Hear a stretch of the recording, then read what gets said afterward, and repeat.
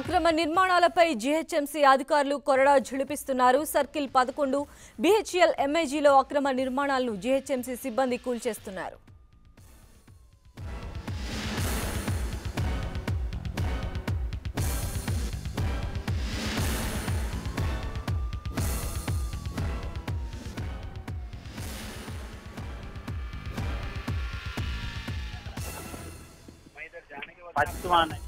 అక్రమ నిర్మాణాలపై జీహెచ్ఎంసీ అధికారులు కొరడా ఝుళిపిస్తున్నారు. సర్కిల్ 11 బీహెచ్ఎల్ ఎంఐజీలో అక్రమ నిర్మాణాలను జీహెచ్ఎంసీ సిబ్బంది కూల్చేస్తున్నారు. దీనికి సంబంధించి మరింత సమాచారం మా ప్రతినిధి రాముడిని అడిగి తెలుసుకుందాం. రాముడు, సంధ్య, బిహెచ్ఎల్ లో ఉన్నటువంటి ఈ ఎల్ఐజీ ప్రాంతంలో జీహెచ్ఎంసీ అధికారులు ఈ రోజు అక్రమ నిర్మాణాలను కూల్చివేస్తున్నారు.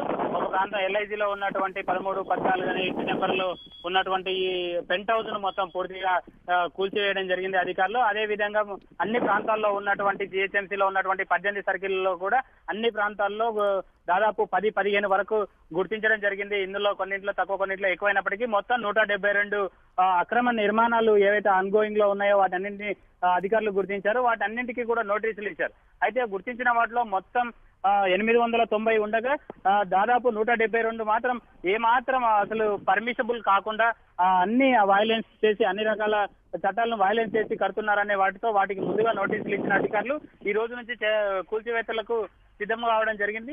ఇందులో భాగంగానే బిహెచ్ఎల్ లో ఉన్నటువంటి ఎంఐజీ క్వార్టర్స్ లో ఈ రోజు అధికారులు ఈ కూల్చివేతలు చేస్తున్నారు. అదే విధంగా ఇతర ప్రాంతాల్లో కూడా చేస్తున్నారు. గోకుల్ ట్రస్ట్ లో కూడా కూల్చివేతలకు సిద్ధమైనప్పటికీ అధికారులు అక్కడ పోలీసు బందోబస్తు సరైనంత లేకపోవడంతో ఆ కూల్చివేతల్లోకి రానటువంటి పరిస్థితి ఉంది. అదే విధంగా జీహెచ్ఎంసీ కమిషనర్ ఇప్పటికే చెప్తున్నారు, గత కొద్ది కాలం కూడా ముఖ్యమంత్రి అక్రమ నిర్మాణాలపై సీరియస్ గా ఉన్నటువంటి నేపథ్యంలో ఎక్కడికక్కడ అక్రమ నిర్మాణాలను కూల్చివేయడం కోసం అధికారులు సిద్ధమయ్యారు. ఎప్పుడు ఇలాంటి రాకుండా చూడాలనేసి ఉన్నతాధికారులు హెచ్చరిస్తున్నప్పటికీ టౌన్ ప్లానింగ్ కు సంబంధించినటువంటి అధికారులు తక్కువ మొత్తంలో ఉండడం కారణంగా ఇవి ఎక్కువగా అక్రమ నిర్మాణాలు వస్తున్నాయనేది ప్రధానంగా ఉన్నటువంటి ఆరోపణ. సంధ్య. రైట్ రాముడు.